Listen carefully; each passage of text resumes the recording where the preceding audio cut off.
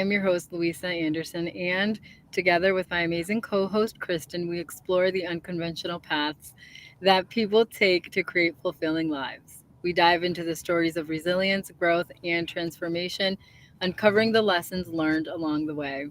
If you are ready to be inspired and empowered to follow your own unique path, you are in the right place. That's right, Louisa. And today we have a very amazing and inspiring guest, Julia Pearce. Julia, please tell us a little bit about yourself. First of all, thanks so much for having me. My name is Julia. I live in the western part of the United States over here in Utah. Right now, our mountains are covered in snow, which is lovely. We love that here. I know it's bonkers, but I have lived an amazing, adventurous life. Part of it has been on my own. And then I went to my second act and found this amazing guy. Didn't expect that. And then along came our son, and that's what I love speaking about.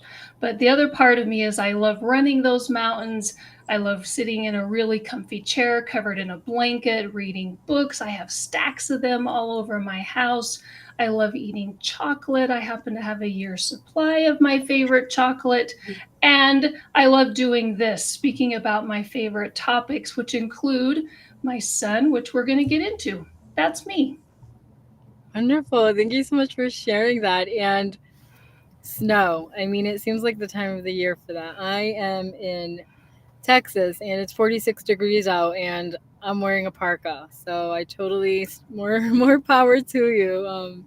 I'm glad you get to enjoy those things. But I want to jump right into what you said that we are going to get into today. And let's talk about your son. How has, your son changed the trajectory of your life or shaped what you do today? Yeah, so part of what I get to do is speak about him. He came along in my third act, and then he survived an illness when he was 2 years old. Part of that came after he was this typical little dude. Uh, just was born with a natural zest for the world, faced the wind, watched kites, watched fireworks, and then he survived an illness after being that young squire, we call him that, or the prince or the emperor, whatever rules the world. He then survived that illness. It came along with that survival. He lived a life with disability and ongoing illness, and it brought to us this a next adventure. We call it that because he survived with all those things and yet kept his adventurous world around him. He also continued to love music, and he kept the rhythm and the strum and the drum with him as illnesses came to him, but never stopped him. And that was the joy of just trying to keep up. And basically, I became the chauffeur for ongoing adventure on our mountains, in our streams, and doing all of this stuff. So that was part of what changed me forever, was going from this really calm mom doing the stuff to then, oh, I'd better catch up to him because he was going for life with full force and living really spectacularly, and I had better catch up to him. And that's what we did. The world of disability does not wait for you. You'd better go into the streams of life. And that's what we did with him. He had multiple disabilities from that illness. It was never known what happened from that illness, but it did change him forever, including needing to communicate differently, walk differently, use his hands and all of his world differently. And he was there for it. He just took it in stride, and I was the one going, oh, lands, I'm in this tornado now, and I'd better be there. That's what changed me from the time he was almost two for the rest of his life. Yeah, I can definitely see that would be tremendous for your entire family, I'm sure. I'm curious if you're comfortable sharing some specifics, because I know some of our listeners out there, I'm sure would love to be able to connect and relate to you. And then I'm also curious to know how that path that you were now on, how were you helping your child find their voice and advocate for themselves? Oh, what wonderful question. So, some of his specifics when he left the hospital, the doctors, like I said, didn't know what had happened. So, they need to give you something when a child leaves the hospital. And his diagnosis at the time of discharge was called post infectious encephalopathy, which means there was an infection, they think, and it happened all around his brain. They never found any evidence to what that was, so that was their best guess. Doctors are fabulous at practicing medicine, and he had an extraordinary team around him. And they basically said, hey, let's go for it. When he left the hospital, they said, we're going to connect you with occupational therapy, physical therapy, speech language pathology. We're going to get some what they called SMOs, which were basically little things that went in the shoes to help him walk again. He had lost all of his skills when he was in this illness at the hospital. And then there he also had ongoing seizures. So this was a big deal. The other thing that happened is he couldn't speak any longer. He couldn't communicate with expressive language. So we started learning sign language and then what's called augmentative and alternative communication. So he started using picture symbols, and then later, a few years later, we started using what's now called um, speech generating devices. So he used a lot of things to communicate, up to 7 devices across his lifetime.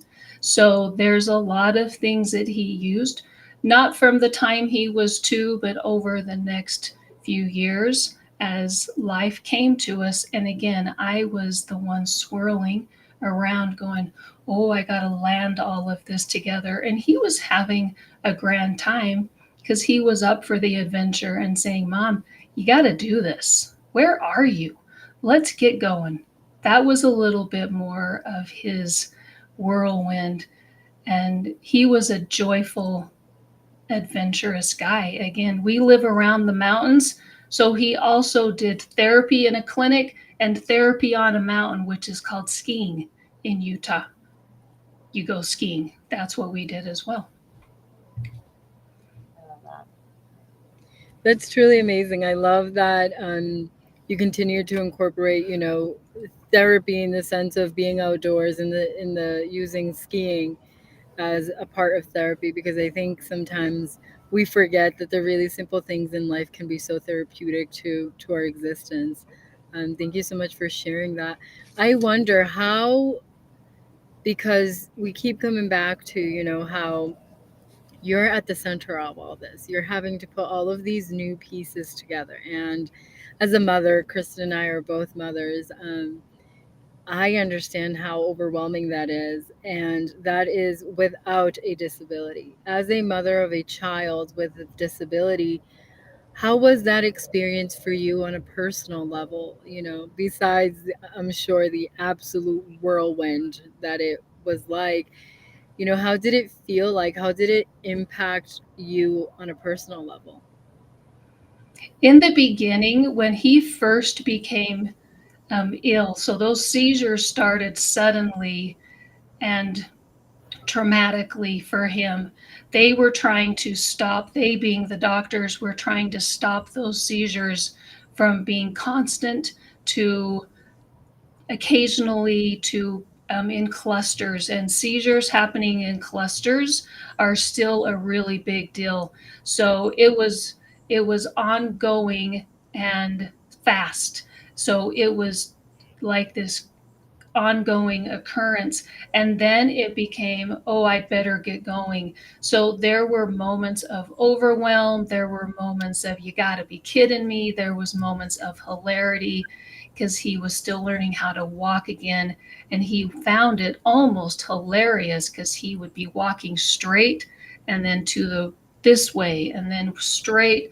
He was learning how to do things, and most of the time, he took it in stride. And so I needed to also take it in stride and find my rhythm again, which I did by doing yoga and running and finding hilarious moments. He was still finding it hilarious, and so not taking things so seriously all the time, and yet paying exact attention and going forward in the moments that we could.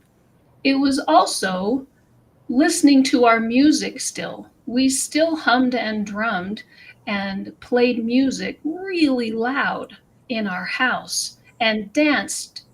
I was a horrible dancer and was told with the eye roll of a soon to be teenager as the years passed that, like, oh, you're horrible, mom, which teenagers should be telling moms, you're horrible dancers. And then we continue to be horrible dancers.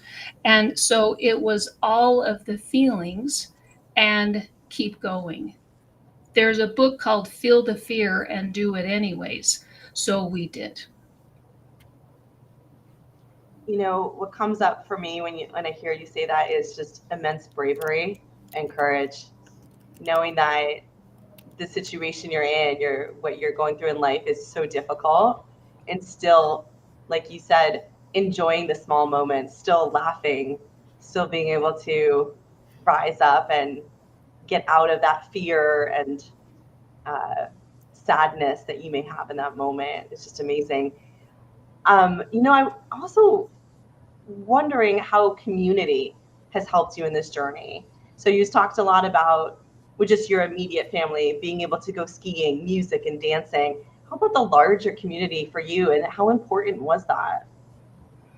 Incredibly so, I was able to be connected with a group of other moms who had children with who were disabled from the time our son was very young.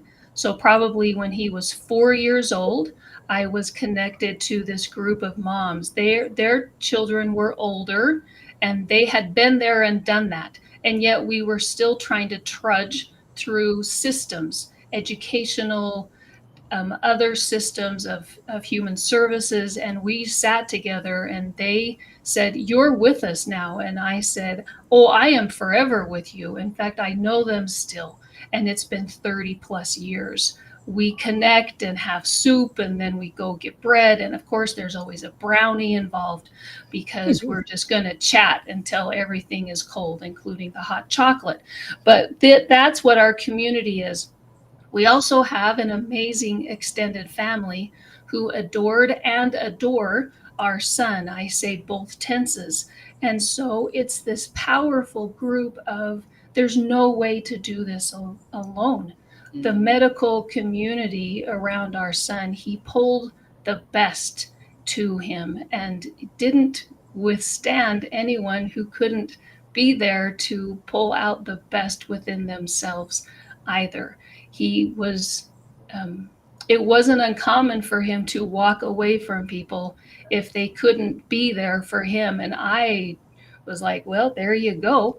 You got to do this with him or he will walk away from you. And he did. And I didn't come back. Like, we didn't retest the waters. So that sense of community, disability community, family community, friend community for him and us is powerful. It's really amazing. I love to hear that your son, it sounds like, took on the bravery that you were showing, right? That your family was showing. Instead of shying away or like hiding from the problem, you stood up to it and you're like, this is what it is, and we are going to continue to make the best out of this life that we were given, despite any challenges that came across. So I really applaud that. Um, I'd love to hear, in your opinion, because you have obviously been your son's advocate. What are some of the pressing issues in disability rights world that you think should be addressed today? The things that I still think could be addressed and need to be addressed are what he showed. Now, again, this was 32 years ago when his space started. And what he came through was being able to be self determined, which is what we all want. We all want to be in our own space and make our own choices. And as I think of the word, he did it.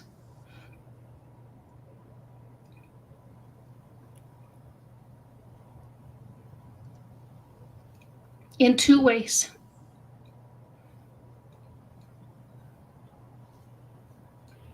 Either with a look, using a communication system, or by leaving a space.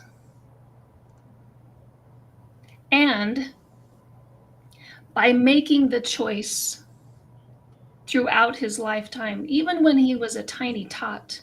So before he became sick, before his illnesses, he was determined to be himself.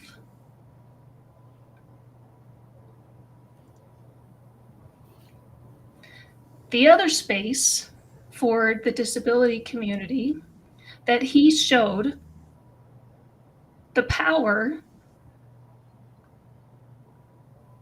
goes with it.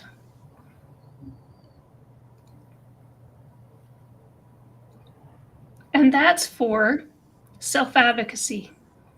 Now we say self-advocacy, and that means that he also had choice.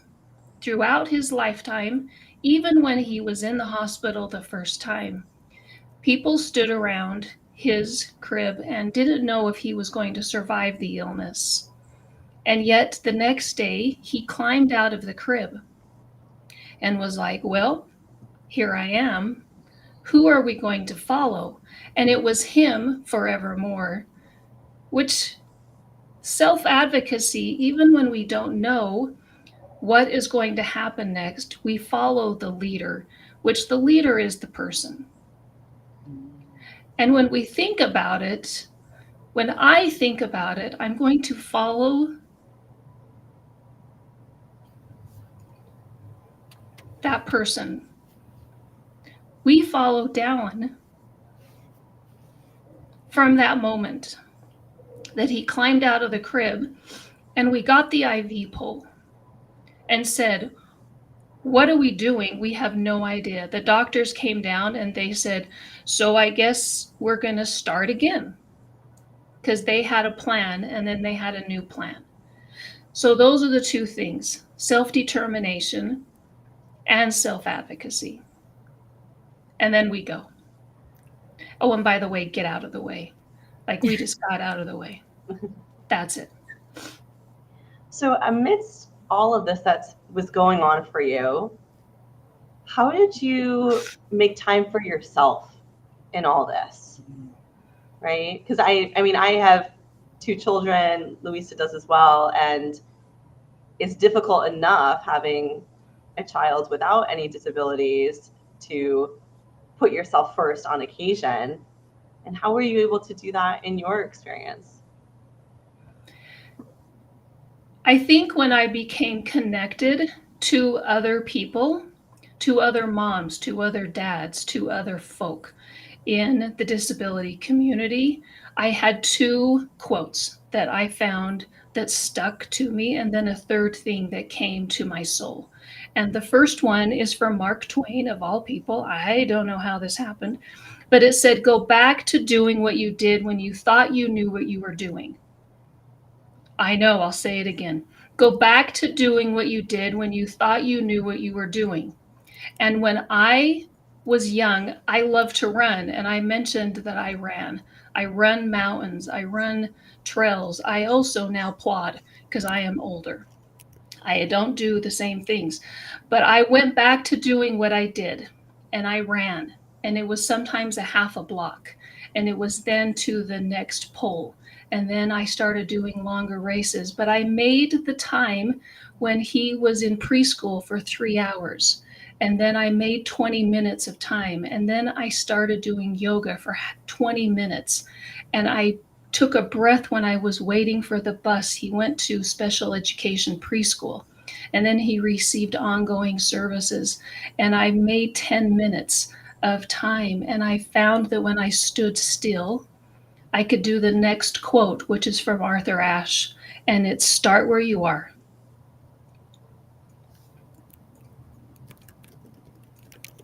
Sometimes that's it. That's the only part of the quote I could do.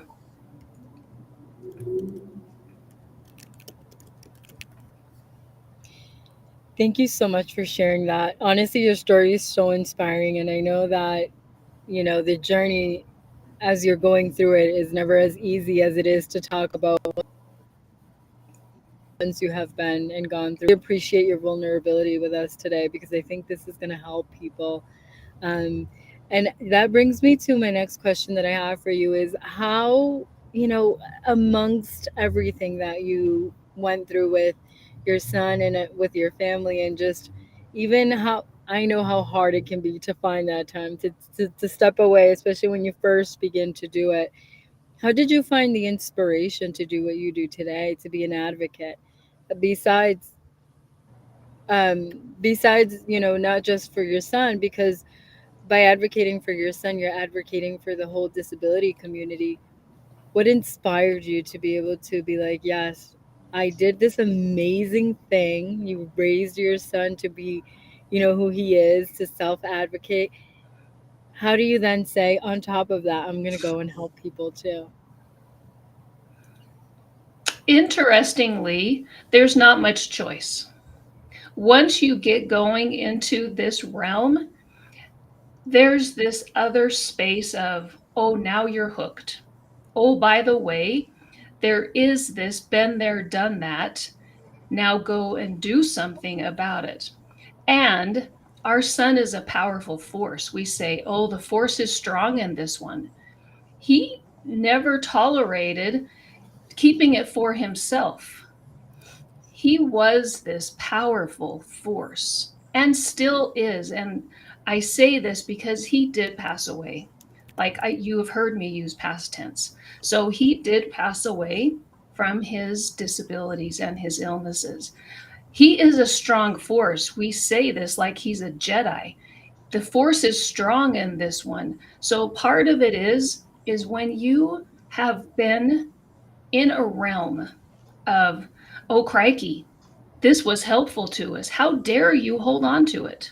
How dare you go and not give this to your friends and the next group of people? Because my friends, who I have known for more than 30 years, are saying, hey, how are you? So what do we do with our silos? We call them silos in the disability world. The silos don't like that. I know. Sorry, silos. Our systems of support. There's many ways people with disabilities get support, and the way that we do it is by helping people who are here. We're here. Our son was a force of nature.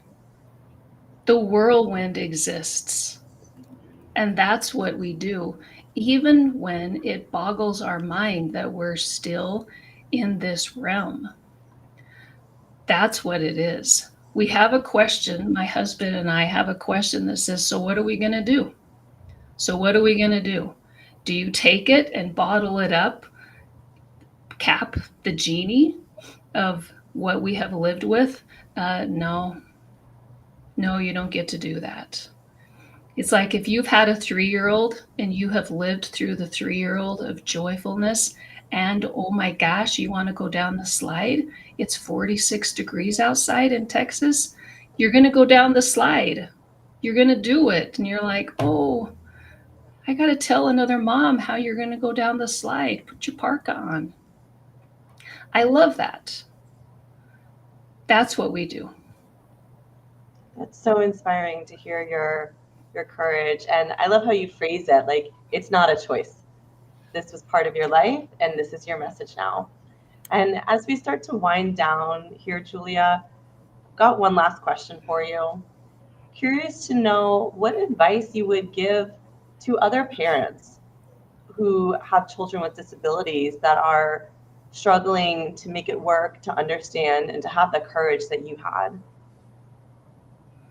There was something our son taught and teaches because he was the most resilient soul on the planet. His illnesses were ongoing. There was a time when he had Pneumonia was his nemesis. It was the ongoing, along with disabilities that continued. He had a lifetime of change. He had all these things, and he would pop up like a daisy. He would come up through the snow, and it would be like, I'm going to change how I ski, and I'm going to canoe, and I'm going to go horseback riding, and we're going to change how that happens, eh?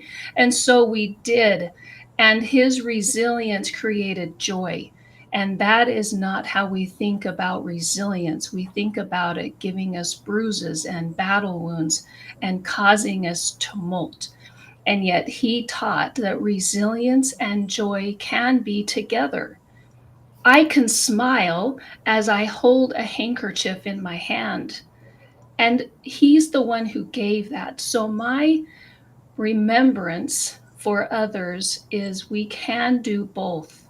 We can be in the space of resilience and hard and also grinning. I have so many smile lines and new wrinkles because I can do both. It is the joy of being in the space of waiting for a shoe to drop on us, knowing it's on a centipede with army boots and still being in joy. Does it come easily? No. Do we create it? Oh, yes. Yes, we do. And that would be my thing. It's also what people can find how to do themselves. It's why I say I'm in my third act. I am still looking up. I am still waiting for the next slide to come. I do seek them out. That's why I brought them up. I love slides. They're fun. So did our son. That is what I am doing now. It's where people can find it if they choose it, and I'm here for it. There's so many other ways. What a great question. What a great way to look at our view. Thank you so much. That is so beautiful. I love that. I actually saved your quote here, so don't be shocked if you find it online. Resilience and joy can be together, because I think that as a society, we have this concept that has very much been drilled into us that they can't coexist. And I love that your son taught that. I love that you're going out here and teaching other people that. I'm grateful that I got to learn that from you today. And I want to thank you so, so much for joining us today on the Flying Upstream podcast. We really hope for our listeners that today's conversation sparked something inside of you. And if you enjoyed this episode, please share it with your friends and family. And don't forget to subscribe so you never miss an episode. That's right. For more episodes, resources, and to connect with our community, make sure to visit us on Instagram, Facebook, YouTube, and LinkedIn. Remember,